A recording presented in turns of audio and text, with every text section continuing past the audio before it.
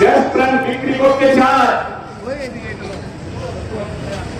এরা অন্য দেশপ্রেমিক সাজতে চায়।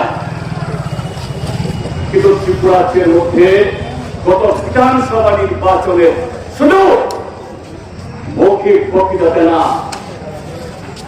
আপনাদের এই কেবিআই এর ময়দানে, আগরতলার আস্তাবল ময়দানে, ত্রিপুরাজ্যের বিভিন্ন প্রান্তে তাদের দলের সর্বোচ্চ নেতা তথা দেশের প্রধানমন্ত্রী কি বলে গেছেন? প্রধানমন্ত্রী, আমি নরেন্দ্র মোদী ভারতীয় জনতা পার্টির নেতাকে বিশ্বাস নাই করতে পারেন, কিন্তু আমি দেশের প্রধানমন্ত্রী সংবিধানের নামে শপথ গ্রহণ করে এই দায়িত্ব গ্রহণ করেছি ত্রিপুরাজ্যের মানুষের জন্য মিশন ডকুমেন্টের মাধ্যমে।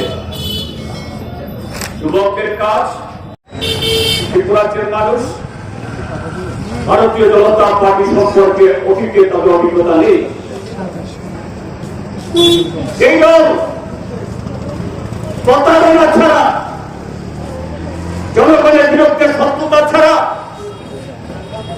আমাদের দেশের স্বাধীনতা, আমাদের দেশের সংবিধানের বিরোধিতা ছাড়া